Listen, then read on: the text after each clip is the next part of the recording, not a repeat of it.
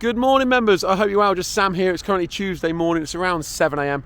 and yes, it is still drizzling. Looking back at my data, we have had nearly 2 inches of rain since Friday morning, which is a bit relentless for this time of year. Obviously, managing a golf course, I'm very much dictated to by the climate and the conditions. Normally, when you get to May, June, July, August, you can rely on the weather a little bit for planning and processes. So to have the last 4 days thrown in the mix does make it a little bit challenging at times. And you can see I've got a little bit of standing water on the 17th approach. This morning I just thought I'd touch on the 3 bunkers that we've had done with our new rubber liner and our new China clay sand. Obviously, similar to other playing surfaces out on the golf course, the greens will always react a little bit differently when they're wet. So it will be similar to bunkers. Bunkers will play a little bit differently when they are wet. So it's really, really important to remember. And also with this bunker in particular, at the end of this video, I'm going to put a photo on of this bunker after some rain less than 2 years ago. So it's important to remember how far we've come just on these bunkers that we've had done.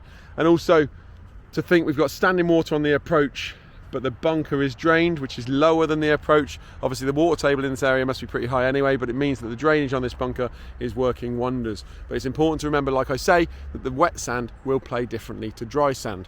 It's also important to remember that the third greenside bunkers, they've had the irrigation upgraded when the green got moved, whereas the 17th irrigation around the bunkers is still our old introductory heads of the Hunter G75s, whereas on the third we've got Rainbird 751 heads, which has got a much better uniformity when it distributes water.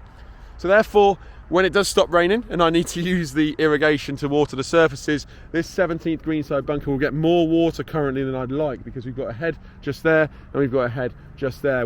As and when we update the irrigation this October, the spacings will be a lot better on this area, the heads are going to be a lot better, so therefore the distribution uniformity I can get from the irrigation is going to be much, much better, so I won't be throwing as much water in this bunker. So it's really, really important to remember that the third irrigation has been done.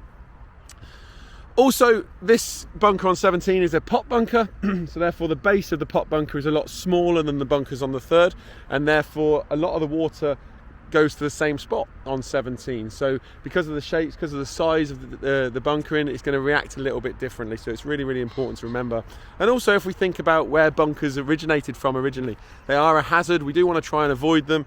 They were sand scrapes in the landscape of the Scottish Highlands from wildlife and animals and sheep to try and get cover and shelter from the conditions and the elements that are thrown at them. So therefore, consistency of those bunkers back in the day would be a lot different to how they are today. So it's really important to remember they are a hazard.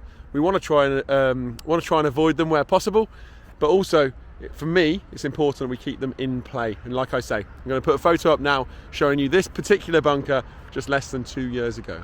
So I hope that makes sense to everybody. Hope everyone's enjoying their golf. If you're playing today, wear a coat and we'll see you on the course.